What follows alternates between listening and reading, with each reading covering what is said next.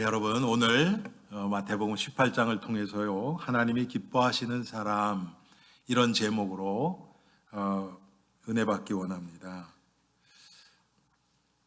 성경에는 역설적인 진리를 얘기할 때가 많이 있습니다.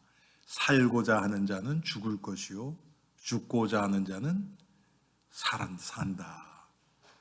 높아지고자 하는 자는 낮아져야 된다.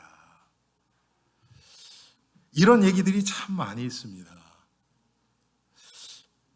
여러분, 하나님이 기뻐하시는 사람이 도대체 어떤 사람일까요? 하나님이 기뻐하시는 사람은 세상에서 인정받는 사람들하고는 다릅니다. 세상에서 유명하고 세상에서 인정받고 사람들이 칭찬하는 사람이 꼭 하나님이 기뻐하시는 사람은 아닐 수 있습니다. 왜 그렇습니까, 여러분? 하나님 무엇 때문에 기뻐하실까요? 하나님이 보실 때의 아름다운 의의는 무엇일까요? 우리는요, 가끔 이렇게 뉴스에 보면 자기 이름을 밝히지 않고 가난한 사람을 뒤에서 이렇게 묵묵하게 도와주는 그런 선행의 모습을 보면 마음이 뭉클해집니다. 야, 참 정말 좋은 일이다. 우리가 그런 생각이 들지요. 그것이 나쁘다는 얘기가 아닙니다. 그러면 하나님이 그것 때문에 기뻐하실까? 성경은 무엇이라고 얘기를 하고 있는가? 여러분, 우리의 삶의 기준은요, 하나님 말씀이에요. 아무리 내 생각이 옳다 그래도 하나님 말씀하고 어긋나면 하나님은 기뻐하시지 않습니다. 하나님의 말씀을 해석하는 것도 똑같아요. 하나님의 말씀을 어떻게 받아들이느냐. 많은 사람들이 누구나 그렇죠. 하나님의 말씀도 나 중심적으로 받아들입니다. 그래서 여러분, 저도 교회 생활하면서 보면 성경 가지고 서로 싸워요. 자기가 해석한 성경, 상대방에는 적용이 안 되죠. 저는 제가 신앙생활하면서요, 기독교는 사랑인데 왜 이 교회는 사랑이 없어? 그런 얘기를 해요. 여러분, 그건 맞는 얘기입니까? 틀린 얘기입니까? 그 말은 틀리질 않았지만 그 사람이 말하는 동기는 틀렸습니다. 동기가 뭡니까? 그러니까 나한테 사랑을 줘야지 왜 안 주고 있어? 그 얘기거든요. 여러분, 예수님이 그것 때문에 그 얘기를 쓰셨을까요? 아니죠. 사람을 충족시키기 위해서 사랑하라고 하신 게 절대로 아닙니다. 그것처럼 우리는 하나님의 말씀을 하나님의 말씀으로 해석해야 돼요. 그 얘기는 무슨 뜻입니까? 하나님 말씀 안에, 성경 안에 모든 답이 다 있어요. 하나님이 말씀을 주신 목적, 다른 게 아닙니다. 성경은 생명의 책입니다. 생명을 주시기 위해서 우리에게 하나님의 말씀을 주셨습니다. 그러면 생명의 관점에서 풀어야죠, 성경을. 하나님의 말씀을 통해서 내가 내 안에 예수 그리스도의 생명이 지금 살아서 움직이고 있는가?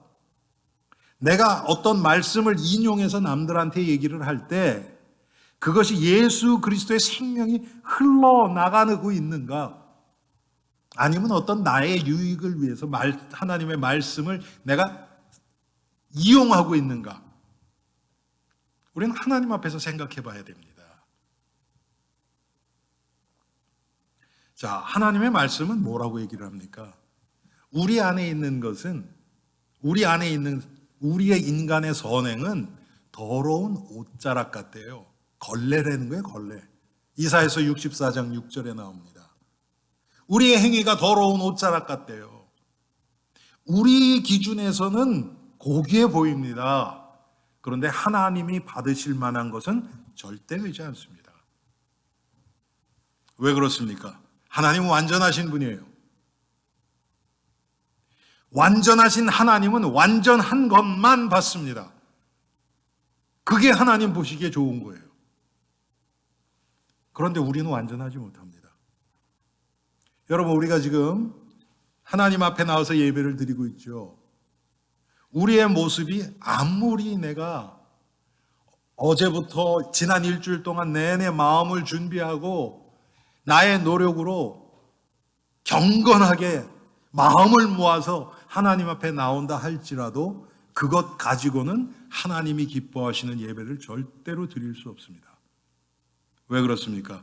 우리 인간에게서 나온 것은 선한 것이 없기 때문에 그렇습니다. 그러면 우리를 통해서 하나님이 기뻐하시는 무언가를 드리기 위해서는 어떻게 해야 된다는 겁니까? 우리 안에는 하나님이 기뻐하실 만한 게 아무것도 없어요. 내가 아무리 정성을 쏟아도 성경은 분명히 얘기합니다. 하나님이 기뻐하시는 의인은 오직 예수 그리스도밖에 없으세요. 그래서 우리가 하나님께 영광을 돌리기 위해서는, 참된 예배를 드리기 위해서는 예수 그리스도 안으로 들어가는 것밖에는 없습니다. 그리스도 안에서 그리스도를 통하여 예수님의 십자가와 부활에 연합되어서 드려지는 예배, 드려지는 헌신, 드려지는 나의 기도, 헌금, 모든 것이 다 마찬가지입니다. 여러분, 예수님이 참 보면요, 이런 우리 이 세상에서 얘기하는 수학적인 머리가 없으셨던 것 같아요. 오병이어 예수님이 보리떡 5개, 물고기 2마리로 먹이실 때도 그렇잖아요. 제자들한테 뭐라 그래요? 너희가 먹을 것을 주어라. 이런 재정에 대해서는 개념이 없으셨던 것 같아요. 갑자기 제자들이 어떤 생각이 들었을까요, 여러분? 너희가 먹을 것을 주어라. 지금 한 2만 명의 무리들이 있는데 너희가 먹을 것을 주어라. 이런 무책임한 얘기가 어디 있습니까, 예수님이. 그런데 예수님은 그 후에 하실 일이 있잖아요. 사실은 제자들을 통해서 보리떡 5개와 물고기 2마리가, 떡과 물고기가 나눠졌잖아요. 결국은 예수님이 말씀하신 대로. 자, 예수님이 하시는 것은, 그런데 여러분 요한복음 6장을 한번 자세히 읽어보세요. 배고프니까 떡 나누 주는 게 목적이었는가? 아니에요. 그게 목적이 된 사람들이 유대인들이 그랬다는 거예요. 그래서 그 유대인들이 예수님을 이제 따라옵니다. 그 떡 얻어먹고. 그랬더니 예수님이 딱 아시고 얘기해요. 너희가 나를 찾는 것은 표적을 본 까닭이 아니오, 떡 먹고 배부른 까닭이로다. 금방 예수님이 아시죠. 육신적인 목적이 아니라는 거예요. 그 후에 예수님이 이걸 풀어주십니다. 예수님이 보리떡 5개와 물고기 2마리로 5,000명을 먹이시고 12바구니를 남기신 그 이유는 무엇이냐면, 나는 생명의 떡이다. 나를 먹는 자는 결코 줄이지 않겠다. 이것을 얘기해 주시기 위해서 보리떡 5개와 물고기 2마리로 그 수많은 무리들을 먹인 겁니다.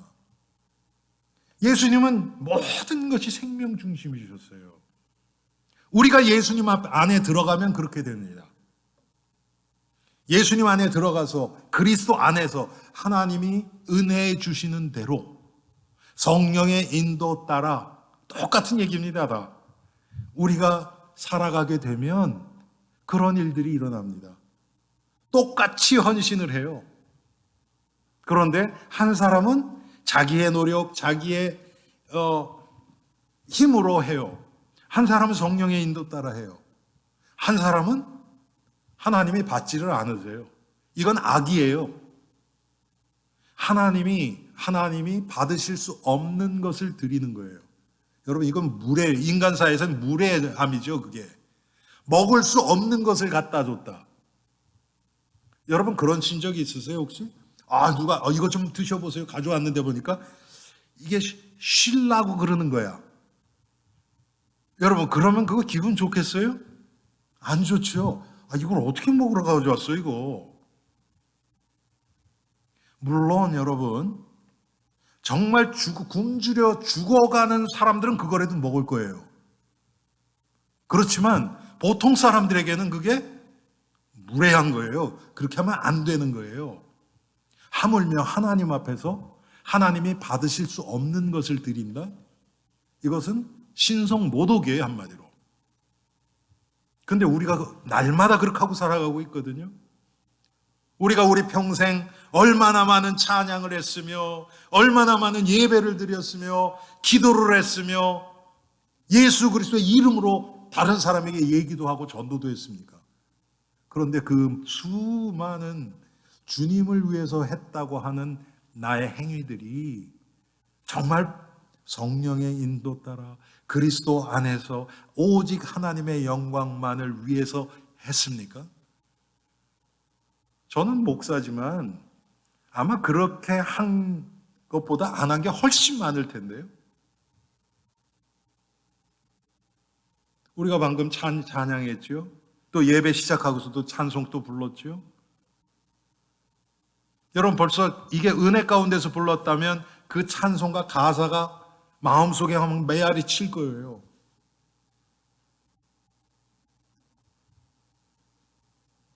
찬송으로 보답할 수 없는 그 은혜, 주님께 할렐루야. 여러분, 벌써 가사 다 잊어버리셨죠? 왜? 마음은 안 싫으니까 다 잊죠. 그런 행위들이 다 하나님 앞에서는 하나님이 받으실 수 없는 찬송을 드린 거예요. 우리 스스로는 그래서 할 수 있는 게 아무것도 없습니다, 여러분. 자, 하나님이 예수 그리스도를 보내신 이유가 바로 이것 때문입니다. 우리가 안 되기 때문에. 우리 스스로는 아무리 노력해도 하나님이 받으실 만한 거룩한 제사, 예배, 기도, 헌신 아무것도 할 수 없기 때문에 그 결과는 뭡니까? 당연히 지옥으로 떨어지죠. 이 세상에서도 영적인 저주 가운데서 고통당하다가 지옥으로 갈 수밖에 없는 인생들입니다, 우리 모두가. 그런데 하나님이 예수 그리스도를 보내신 것입니다. 우리가 안 되니까 먼저 찾아오신 거예요. 우리는 하나님을 알지도 못하고 우리는 죄인이었을 때, 하나님과 원수되었을 때, 내가 죄인인 것도 모르고 나 스스로 내가 내 인생의 주인이 돼서 잘났다고 교만해서 살아갈 그때 예수님이 우리를 찾아오신 겁니다. 이게 은혜가 아니면 무엇이겠습니까, 여러분? 또 한 가지는 하나님이 우리를 구원하시고 이제 우리가 이 세상을 살아가는 데 있어서 필요한 모든 것을 다 준비해 놓으셨습니다. 제가 누누이 말씀드리지만 정상적인 부모라면 아기가 태어나기 전에 아기 옷하고 또 여러 가지들을 다 이렇게 준비하지요. 그렇죠? 무슨 지금 이전 베네쪼홀인지 그 무슨 뜻인지도 모르겠어요, 저는. 그런 것부터 시작해서 저 다이퍼도 준비해 놓고 아기 침대 오만 가지 다 준비하죠. 왜? 아이가 생명이 태어나니까. 하물며 인간 부모도 아기가 태어날 때 자기가 할 수 있는 최선을 다해서 준비하죠, 여러분. 저도 지금 생각납니다. 우리 큰애 낳았을 때 둘째, 셋째 내려가니까 점점 안 하게 되더라고요. 그런데 첫째 낳기 전에 제가 펜실베니아에 그 아파트에 살았었거든요. 제가 뭐까지 청소했는 줄 아세요, 여러분? 저희 집사람한테도 제가 얘기를 안 했던 것 같아요. 거기는 옛날 빌딩이라서 이 옆에 이렇게 파이프가 지나가고 파이프를 이렇게 알루미늄으로 이렇게 쫙 이렇게 돼가지고 그게 열 퍼지라고 그렇게 쫙 해놨거든요. 그걸 큐팁으로 그 안에 하나하나를 다 닦아서요. 먼지가 많다고. 야, 제가 지금 생각하니까 참, 야, 해도 너무했다 그럴 정도로. 여러분, 그런데 우리가 자녀 사랑하는 게 정말 얼마나 사랑하는 겁니까? 하나님이 우리를 사랑하신 그 무조건적인 사랑에 비하면 아무것도 아니죠. 그렇다면 하나님이 우리를 예수 그리스도 안에서 새로운 생명으로 불러주실 때 우리가 예수를 믿고 천국에 갈 때까지의 모든 삶을 다 그것을 위해서 다 준비하시고 필요한 은혜로 날마다 공급해 주시지 않겠습니까? 당연하지요. 이것이 보이지 않고 믿어지지 않으니까 어떻습니까? 이제 큰일 났다. 나 이제 어떻게 살아야 되나? 자꾸 염려, 걱정이 몰려드는 거예요. 그런데 하나님이 참, 미리 조금 주시고, 예? 여러분, 저 어카운트에 앞으로 한 30년 살 거 이렇게 딱 주시고, 든든하게 있으면, 걱정 안 하고 한번 살면 좋을 텐데, 왜 하나님이 그렇게 안 하실까? 그렇게 하면, 우리는 하나님 바라보지 않거든요. 거기에 잡혀버려요. 그래서 하나님이 그렇게 안 하세요. 그리고 우리가 그것을 관리를 못해요. 제가 항상 말씀드리지만 이스라엘 백성들이 애굽에서 나와서 홍해를 건너서 광야 생활 시작할 때 그때부터 만나가 내렸어요. 만나가. 그런데 여러분, 하나님이 어떻게 만나를 주셨습니까? 매일 아침, 그렇죠? 매일 아침, 안식일만 빼고 매일 아침에 주셨어요.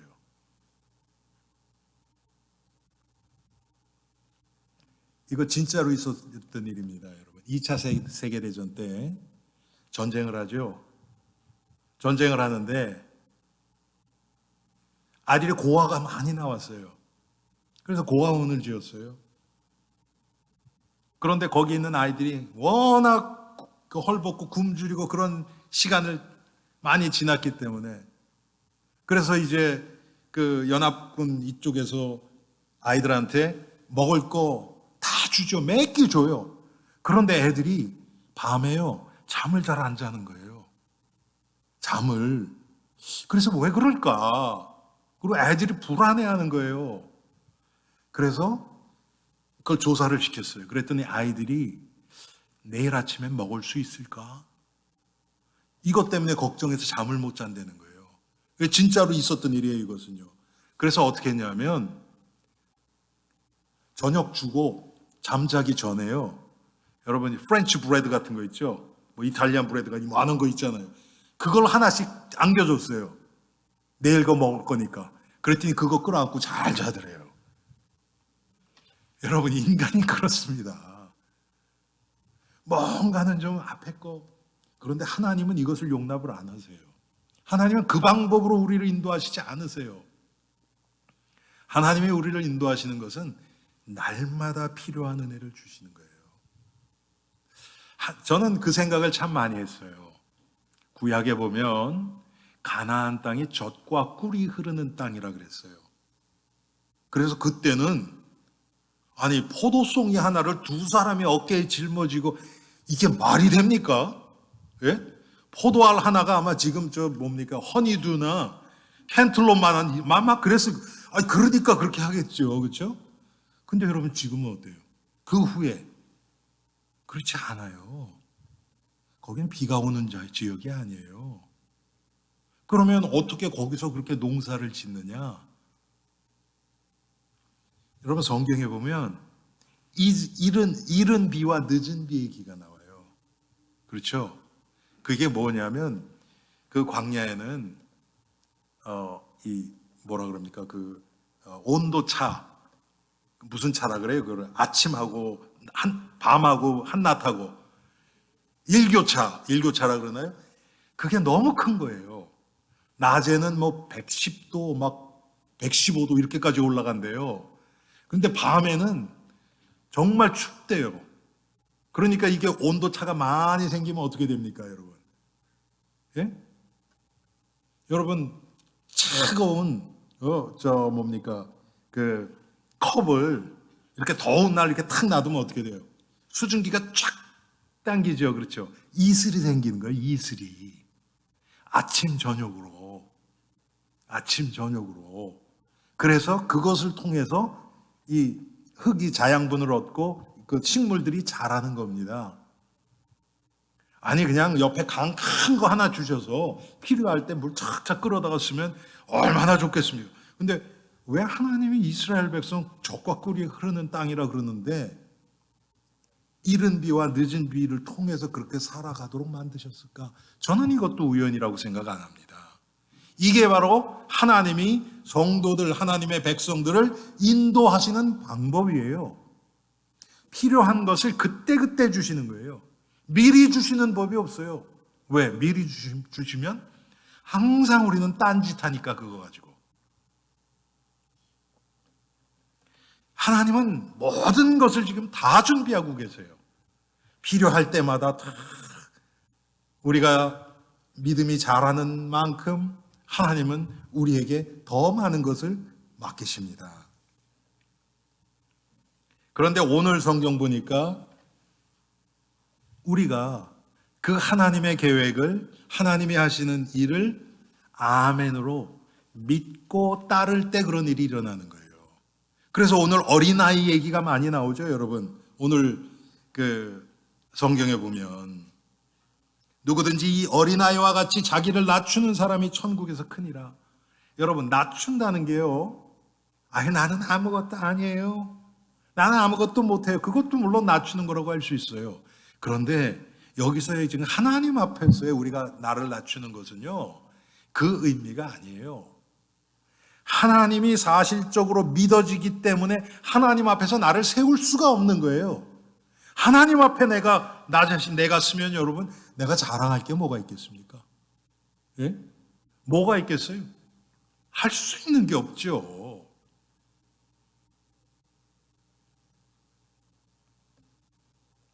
하나님이 나를 이끄시는 대로 아멘으로 받아들이는 겁니다.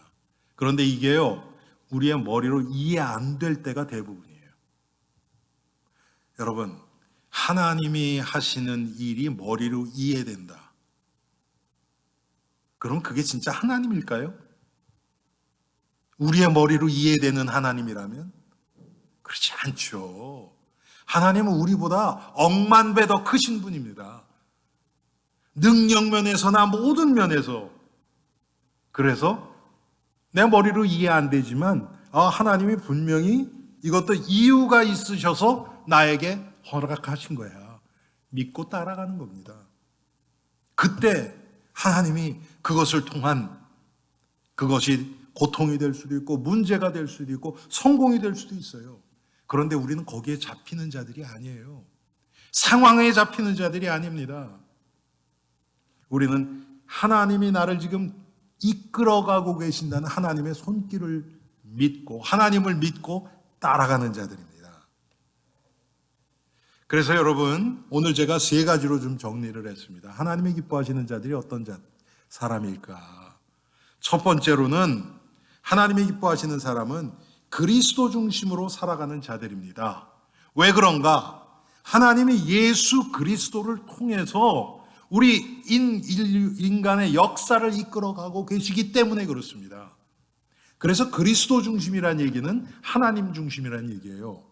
그런데 제가 왜 하나님 중심 그러지 않고 그리스도 중심이라 그랬냐? 하나님 중심 그러면 다른 종교에서도 하나님 믿는다 그래요, 다. 여러분 모슬람에서는 알라 그러죠? 그 알라가 하나님이란 뜻입니다. 그럼 모슬람에서 믿는 그 하나님을 우리도 믿느냐? 아니에요. 우리는 오직 예수 그리스도를 통해서만 만날 수 있는 하나님, 그게 성삼위 하나님입니다. 우리는 그 하나님을 믿는 거예요. 유대인들도 하나님 믿죠, 당연히. 그런데 예수는 인정 안 하잖아요, 여러분. 그래서 우리 기독교는 오직 예수 그리스도를 통해서만 만날 수 있는 하나님. 그래서 그리스도 중심이 되는 겁니다. 요한복음 15장 5절에 보니까 나는 포도나무여 너희는 가지니 그가 내 안에 내가 그 안에 거하면 사람이 열매를 많이 맺나니 나를 떠나서는 너희가 아무것도 할 수 없습니다. 아무것도 할 수 없습니다. 여러분, 예수님이 하신 말씀이거든요. 여러분, 여기에 예수님이 하신 말씀에 반박하시겠어요? 근데 반박하고 싶은 말이만, 그러면 예수님 떠나서는 우리 아무것도 할 수 없어? 그래도 이거는 좀 괜찮은데. 내가 예수님 밖에서도 이런 건 좀 괜찮은데. 그런 생각이 우리 자꾸 들거든요. 그런데 예수님 분명히 얘기해요. 너희가 나를 떠나서는, 그리스도 밖에서는 아무것도 할 수 없는 존재다. 성경은 분명히 얘기하고 있습니다, 여러분. 그래서 우리가 예배를 드리는 거나 기도를 하는 거나 성도의 교제나 찬송을 하는 거나 모든 것이 그리스도와 연합된 상태에서 해야 되는 거예요.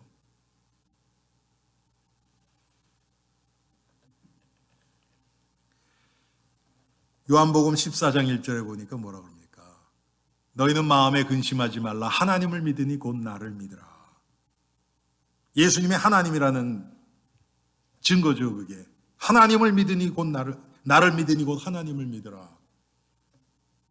이 세상은 마음의 근심, 염려 떠나지를 않습니다. 여러분, 우리 인생 중에서 염려, 걱정 없던 적이 얼마나 됩니까? 없죠. 항상 거기에서 우리가 시달리죠. 문제 하나 없어진 것 같으면 다른 문제가 또 오고, 이 사람이 조금 내 꼴보기 싫은 사람이 이사가 버렸는데 보니까 또 딴 사람이 또 나타나고, 인생이 계속 그렇게 갑니다. 그런 우리들에게 예수님 뭐라 그래요? 마음 걱정하지 말라는 거예요. 너희는 마음에 근심하지 말라. 왜? 하나님을 믿으니 곧 나를 믿으라. 그리스도 안에서는 염려, 걱정이 다 사라집니다. 왜 그렇습니까? 염려, 걱정보다 크신 분이 내 안에 계신 것이 믿어지기 때문에 그렇습니다. 그래서 그런 자들은 어떤 문제가 와도 그리스도가 보여요. 문제가 보이는 것이 아니라 그리스도가 보여요.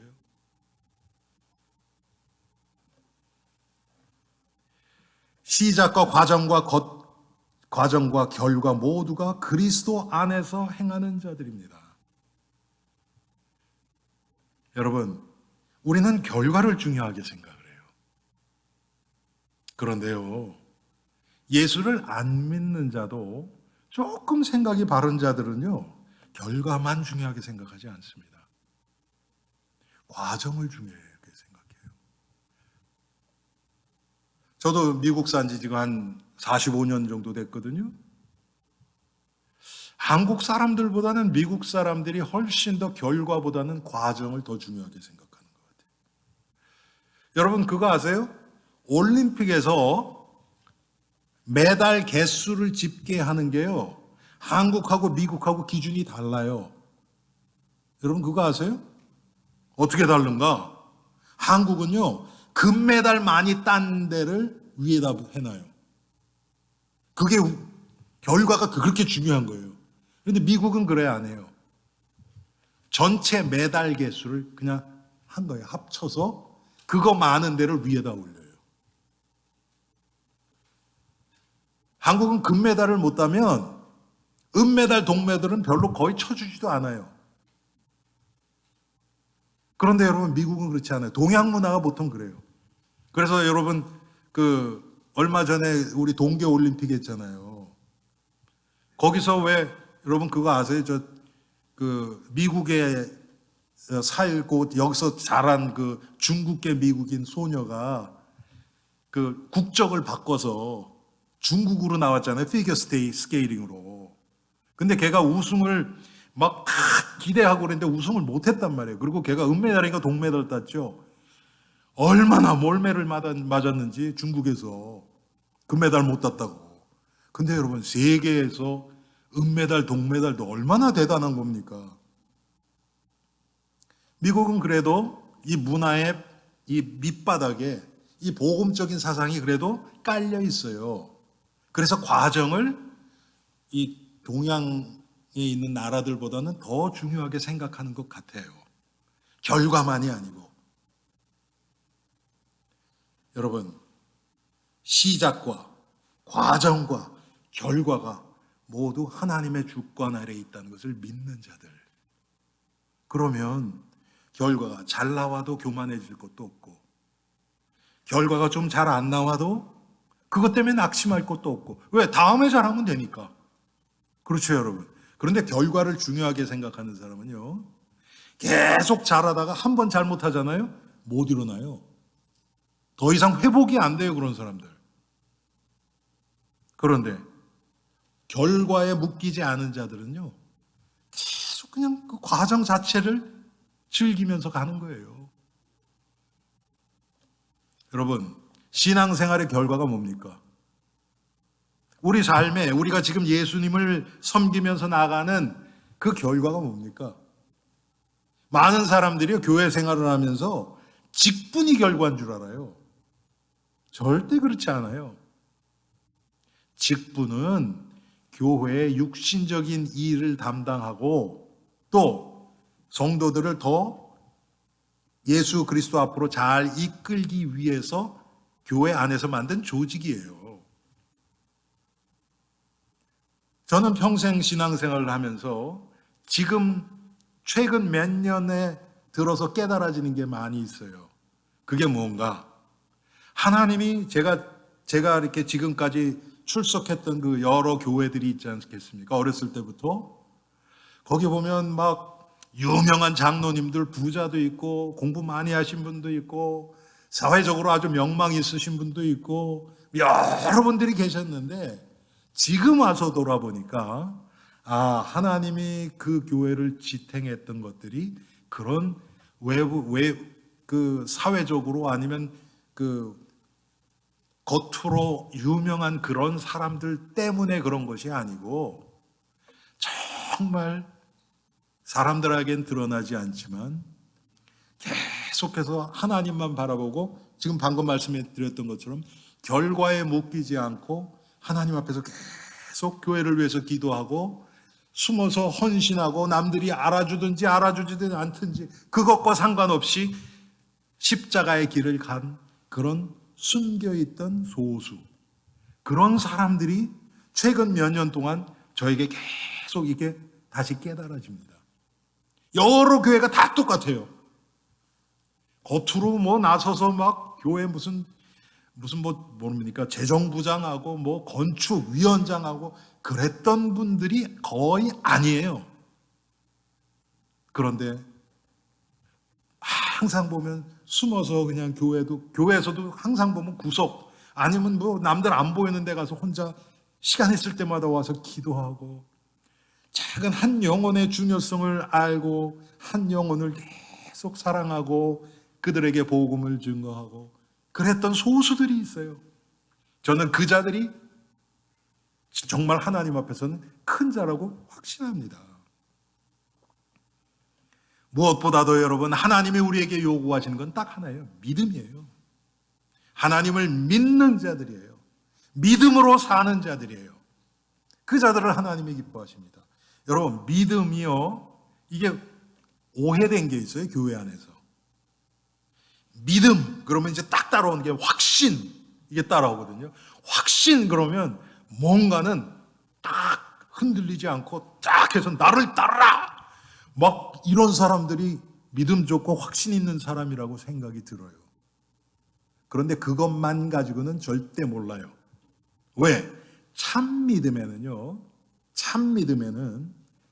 내가 드러나지 않아요. 아니, 믿는다는 것은요, 믿음이라는 단어 자체가 내가 할 수 없기 때문에 나를 포기하고 믿음의 대상을 기대는 게 믿음이지 않습니까, 여러분? 믿음이 그거 아닙니까? 내가 할 수 있으면 왜 다른 사람을 믿어요? 내가 하지. 내가 할 수 없으니까 그것을 인정하고 믿음의 대상, 우리로 얘기하면 예수님이죠.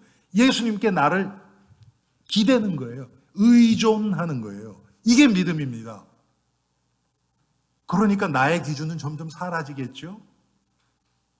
그런데 제가 지금까지 교회 안에서 이렇게 쭉 자라면서 믿음 좋다고 하는 그런 사람들 보면 뭔가 강한 사람들이었어요.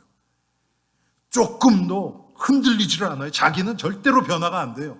그런 사람들이 믿음 좋다고. 왜? 말빨이 세니까. 확실하게 얘기를 하니까. 여러분, 그건 믿음 좋은 게 아닙니다. 영적으로 보면요, 중증 환자예요. 제가 지금 보면 그래요. 변화가 안 돼요. 하나님의 말씀에 감동도 없어요. 그런 사람들. 그런 사람 주위에 보면요, 정말 그 사람을 위하는 사람이 없어요. 여러분 가만히 보세요. 어떤 다른 그 이해관계 때문에 그냥 그 앞에서 그냥 따라가는 사람들은 있을지 모르지만 정말 그분들을 위하고 그분을 존경하고 그분들을 통해서 생명의 역사가 일어나지 않아요.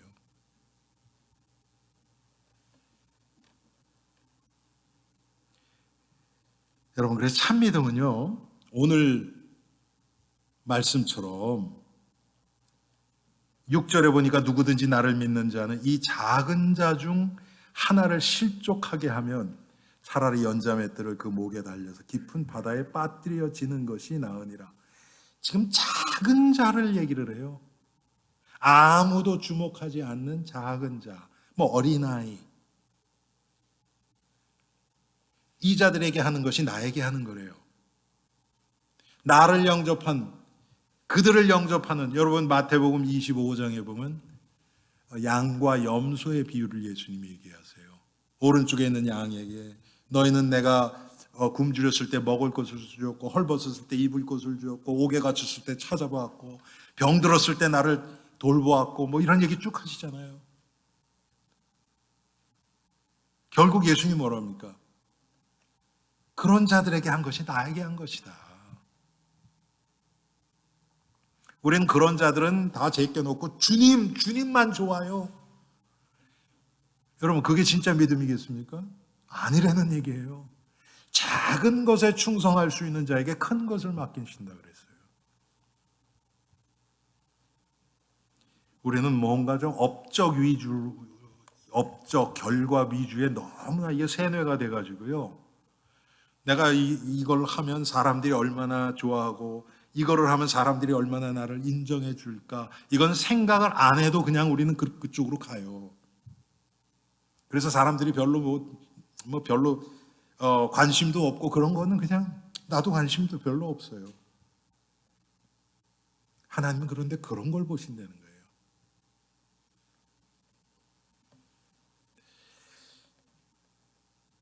결국 여러분, 이 모든 것이 어디를 향하고 있습니까?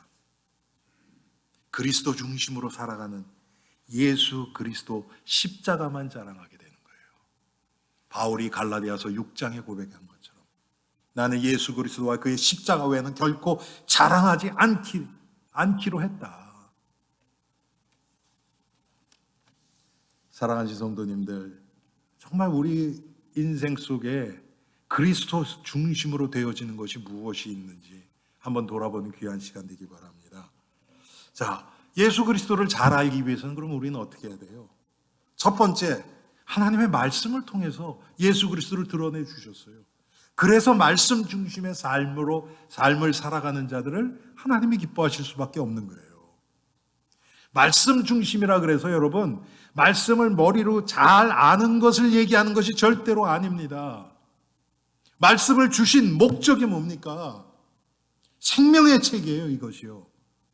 어떤 사람이 이 생명의 책을, 제가 지난주에 여러분 뭐에 대해서 설교했습니까? 전도에서 생명운동에 대해서 했잖아요. 생명운동, 그러면서 제가 무슨 말씀드렸습니까? 전도라고 쓰지 않고 생명운동이라고 왜 썼는가? 전도 그러면 항상 남에게 전달하는 것을 전도라고 생각을 해요, 보통. 그런데 전도가, 생명운동이 그렇게 시작되면 우리는 안 됩니다. 변질돼서. 생명운동은 나에게서부터 일어나야 돼요.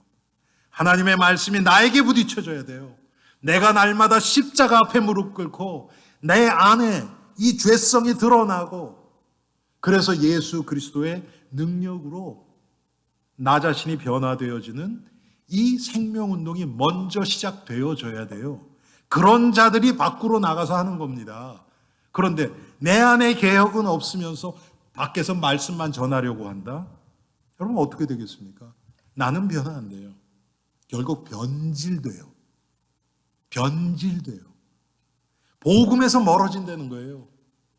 아까 제가 말씀드렸죠, 서론에 우리 스스로는 하나님이 기뻐하시는 어떤 의도 행할 수 없어요. 그것이 복음을 전달해서 생명이 살아나는 일일지라도 그것이 나의 의로 돌아오지는 않아요.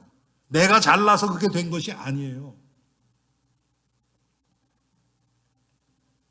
그래서 하나님의 말씀을 통해서 우리는 날마다 나 자신을 돌아보고 또 그 내 안에서 체험된 그 말씀을 이제 증거하는 겁니다. 여러분, 일주일에 한 번 우리 성도들과 함께 모여서 드리는 이 예배를 통하여 하나님의 말씀을 주시죠. 이것은 정말 중요합니다. 아무리 건강한 사람도요, 건강의 비결 얘기하면요, 세 끼를 건강한 음식으로 먹는 게 첫째예요. 건강 음식으로 세 끼를 대처를 못해요, 여러분. 당연한 거 아니겠습니까, 여러분, 그건? 하나님이 왜 교회를 세우시고 목사를 세우셔서 일주일에 한 번씩 주일 예배, 성도들과 함께 하는 예배를 통해서 말씀을 선포하게 하겠습니까? 거기에 의미가 없을까요, 여러분? 목적이 없을까요? 당연히 있죠. 주일 말씀에서 은혜를 못 받고, 이건 뭐 제 개인적인 경험을 통해서 말씀드리는 거예요. 주일 강단을 통해서 은혜 못 받고 그것을 내가 혼자 하나님의 말씀을 읽고 묵상하고 기도를 통해서 그 은혜를 회복하려면요, 몇 배 이상의 노력이 필요해요. 몇 배 이상. 너무 힘들어요. 그리고 그게 제대로 되지를 않아요. 왜? 하나님의 은혜의 통로를 예배를 통해서 열어놨는데 그때는 딴짓하고 딴 데서 뭘 찾으려고 한다? 여러분 그게 되겠습니까? 여기 우리 가정주부들 많잖아요. 여러분 자녀가 밥상을 딱 차려놨는데 그때는 안 먹어. 그리고 다 치웠는데 몇 시간 와서 엄마 나 배고파. 한두 번은 해줄 수 있어요.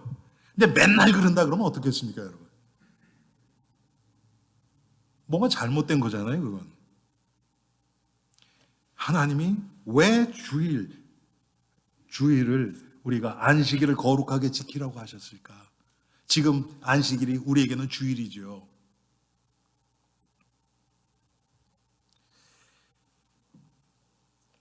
하나님이 강단을 통해서 하시는 말씀이 있어요.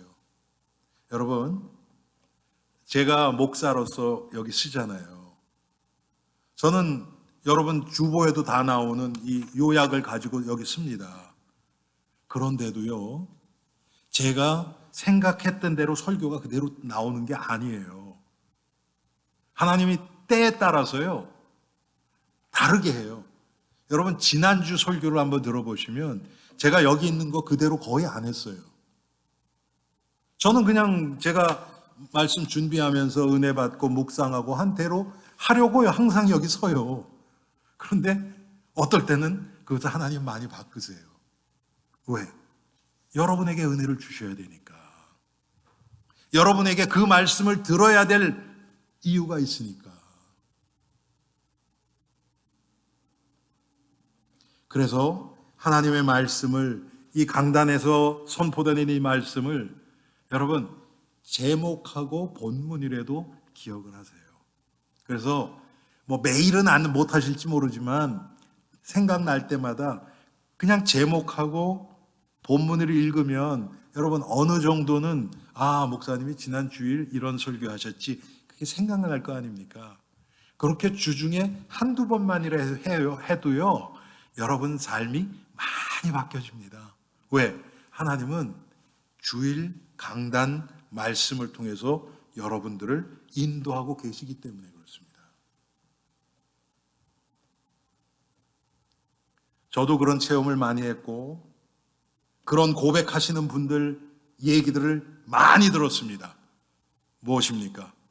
하나님이 때때로요, 여러분이 이번 주에 일어날 일들, 그것을 말씀을 통해서 미리 말씀하실 때도 있어요.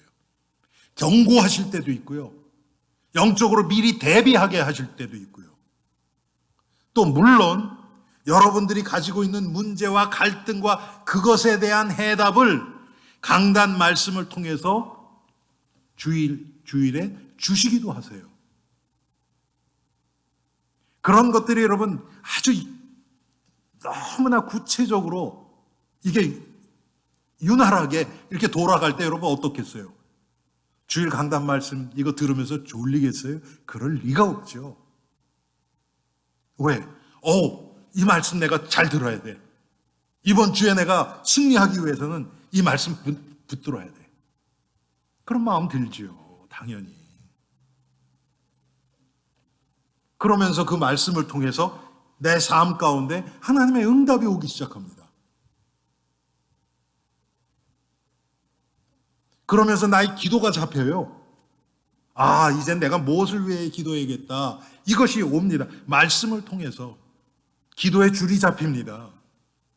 그냥 생각나는 대로 이것저것 막 하고 기도 끝난 다음에 뭐 기도했는지도 모르고 돌아가는 그런 기도가 아니고요. 하나님이 지금 나에게 지금 복음의 유익을 위해서 이러한 마음을 자꾸 주시는구나. 기도가 집중이 돼요. 하나님이 기뻐하시는 기도하기 때문에. 그리고 나로 하여금 영적 전쟁에 싸울 수 있도록 준비시켜 주십니다. 말씀을 통해서. 말씀의 검이라 그랬어요, 여러분. 과거에 총 나오기 전에는 칼 갖고 싸웠죠, 보통. 그런데 전쟁터에 칼을 안 갖고 나간다. 여러분 어떻게 되겠어요? 당연히 두들겨 맞지요. 말씀의 검. 예배를 통해서 하나님의 말씀을 통해서 묵상하고 그 말씀이 계속 내 마음속에서 살아 역사할 때 마치 히브리서에 나오는 것처럼 좌우의 날선 검이라 그랬잖아요, 여러분. 검도 검 나름이죠. 뭉툭해가지고 들지도 않는 그런 검이라면 사람을 죽이기가 힘들죠. 그런데 날선 검은 그냥 스치기만 해도 싹싹 나가버려요.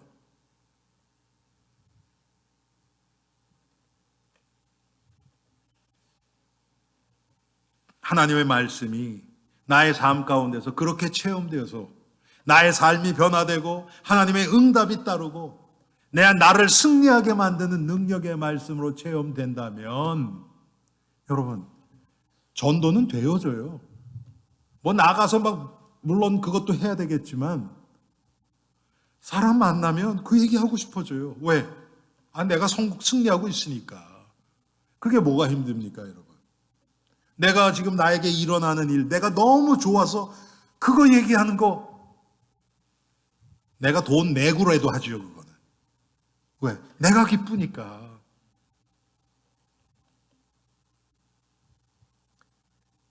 이런 하나님의 말씀을 통한 증거들이 따르면 그때는 이제 어떻게 됩니까? 하나님의 큰 그림이 보입니다. 그 하나님의 큰 그림이 뭡니까? 하나님이 이 땅에 지금 믿는 자들을 통해서 하시고자 하시는 일이 무엇인가? 그냥 나 하나 신앙생활하는데 좀 승리하고 기쁘고 내 문제 해결되고 거기서 끝나는 것이 아니라는 것이 그때 보여집니다. 그러면 하나님이 이 땅에 교회를 세우신 그 이유가 마음에 와닿기 시작합니다. 내가 너무 기뻐서 막 말씀을 전하고 하려고 하는데 이거 혼자서 하려니까 너무 힘들어요. 만날 수 있는 사람들이 너무 제한돼요. 그리고 어떤 사람은 나하고 너무 배경도 다르고 너무 다르니까 이 사람한테 좀 누가 좀 했으면 좋겠는데 예수님 말씀처럼 눈을 들어 밭을 보라 희어져 추수하게 되었다. 추수할 곡식은 많은데 일꾼이 부족하다. 이 말씀이 마음에 와닿기 시작합니다.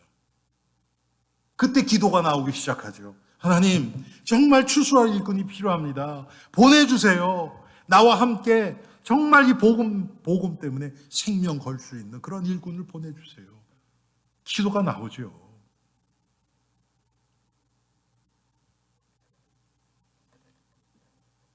그것을 교회라고 얘기합니다, 여러분. 이런 엘림 교회, 그런 무슨 지역 교회를 얘기하는 것이 아니고 머리 대신 예수 그리스도를 우리가 함께 섬기면서 각 지체들로서 함께 협력해서 하나님의 몸된 교회를 세우는 그 교회가 얼마나 중요한 것이 깨달아집니다. 여러분, 지금 이 시대는 이 하나님의 교회를 무너뜨리려고 마귀가 지금 얼마나 발광하고 있는지 몰라요. 특별히 이 팬데믹 시대에 모일 수가 없으니까 잘 과거보다. 얼마나 많은 사람들이 교회를 떠났습니까? 여러분, 미국에서 지금 한인교회가 한 3분의 1이 없어졌어요. 문 닫았어요, 그만큼. 그러면 그 사람들이 다른 교회로 다 갔느냐? 아니에요. 그렇지 않아요. 집에서 예배 드린다, 온라인으로 예배 드린다고 하면서 나타나질 않아요. 안 돌아오는 거예요. 여러분, 그거 교회 아닙니다. 그거 교회 아니에요. 여러분도 아실 거예요. 집에서 그냥 예배 드리는 것하고 이렇게 나와서 예배 드리는 거 다르지요. 다릅니다. 왜? 성도가 연합하는 것이 하나님이 기뻐하시고 예수 그리스도 또 우리와 함께 계시겠다고 말씀하셨기 때문에. 그런데 우리의 편리를 위해서 사람들이 점점 그래서 여러분 요새 가나안 성도라 그러죠. 가나안 성도 들어보셨죠, 여러분? 거꾸로 하면 뭡니까? 안 나가. 교회 안 나가는, 그러면서 자기는 성도라 그러는 그런 사람들이 늘어난다는 거예요, 지금. 마귀가 이렇게 지금 교회를 무너뜨립니다. 참, 그런데도 놀라운 것은요, 하나님은 마귀가 그러건 말건 하나님은 하나님의 일을 하고 계세요. 하나님이 계속해서 은혜 주실 자에게 은혜를 주세요. 아까 제가 말씀드렸죠. 하나님의 역사의 주인공들은 유명한 자가 아니라고요. 남들은 주목하지 않는 그런 자들일 수도 있어요.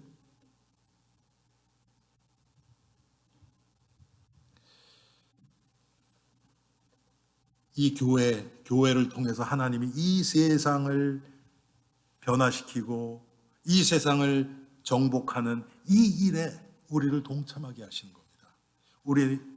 우리는 다 교회의 일원이에요. 교회의 지체들이에요. 우리 한번 따라합시다. 나는 교회의 지체다.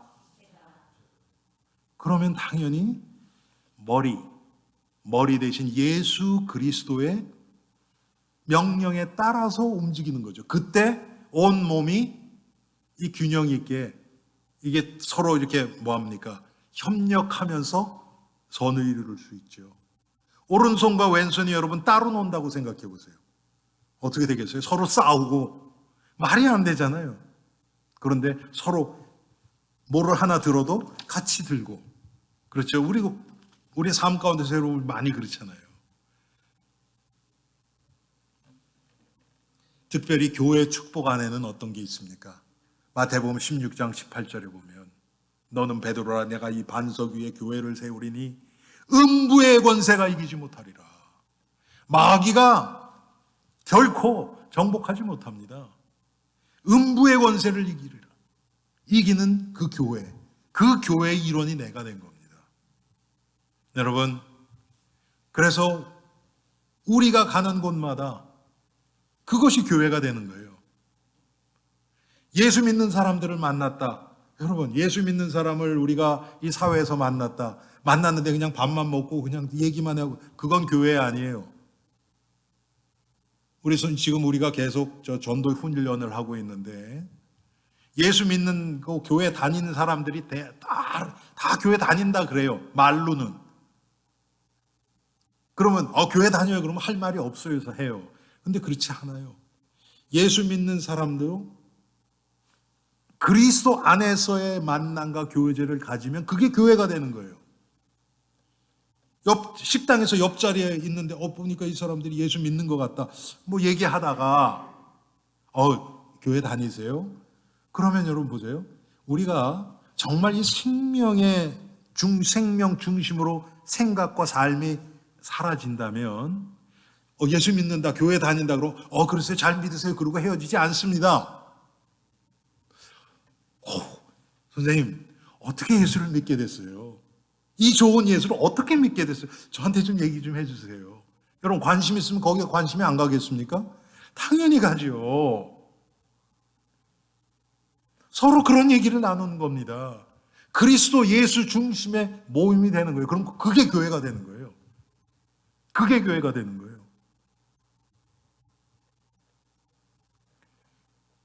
하나님은 어떻게 역사하실지 몰라요. 여러분 과거에 우리 교회에 이렇게 나오셔서 한 몇 년 동안 나오셨던 인도 여자분 있던 거 여러분 오래되신 분 기억하시죠? 그분 성함이 패럴이에요. 패럴. 소말 싱크. 인도 여자예요. 근데 그분이 우리 교회 어떻게 나오셨는지 아세요, 여러분? 그래서 저랑 나이도 동갑이고 그래서 한 몇 년을 제가 그분 오피스에 가서 성경 공부를 했고요. 그리고 워낙 시달리는 분이라서 나중에는 제가 월요일부터 금요일까지요. 아침마다 1시간씩 전화로 성경 공부했어요. 근데 그분이 우리 민 목사님 계실 때 목사님이 DC 안에 우리 성도 식당에서 그냥 신방 가서 이렇게 하면서 얘기 나누고 거기서 기도하고 그랬던 거예요. 근데 그분이 그걸 보더니 거기 와서 조인해서 같이 기도하고 있는 거예요. 기도하고 있는데 그냥. 그래서 목사님이 앉혀가지고 어떻게 된 거냐 그랬더니 나도 이 분위기가 너무 좋아서 지금 나도 예수 믿는데 그렇다고 그렇게 속은 거예요. 그래서 매주 우리 교회 오래 나오셨어요, 그분이요. 하나님이 어떻게 역사하실지 모릅니다. 내가 마음 중심만 이 생명 대신 예수 그리스도께 실리면 음부의 권세 당연히 우리를 해치지 못합니다. 그리고 아까 말씀드렸던 것처럼 이제는 내가 살아가는 것이 나의 힘과 노력과 나의 한계 안에서 살아가는 것이 아니고 머리 대신 예수 그리스도로부터 공급받는 삶을 살게 돼요.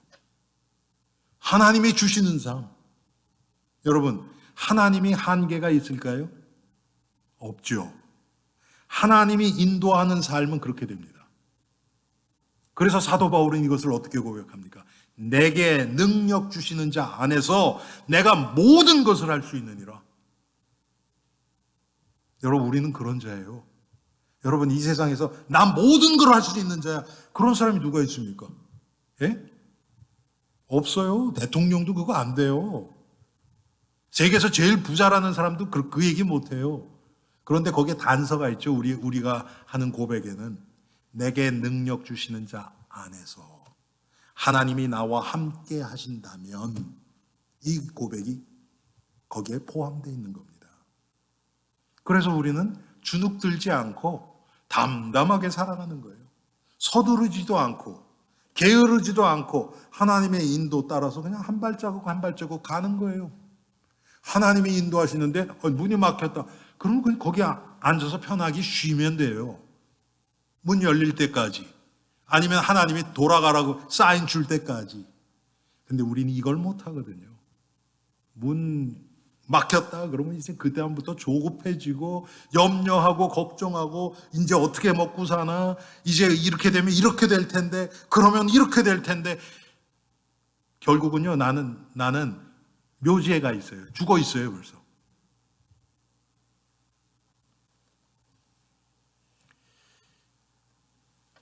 예수 그리스도께 연합된 자, 그게 교회 중심의 삶이에요. 이 자들을 하나님은 기뻐하십니다. 사랑하는 성도님들, 오늘 하나님이 기뻐하시는 사람은 어떤 사람인가에 대해서 우리가 함께 생각해 보았습니다. 정말 그리스도 중심, 말씀 중심, 교회 중심. 여러분 이것만 기억하세요. 예수 그리스도 중심, 하나님 말씀 중심, 그리고 교회 중심. 교회라는 게 이 교회 이게 아니고요.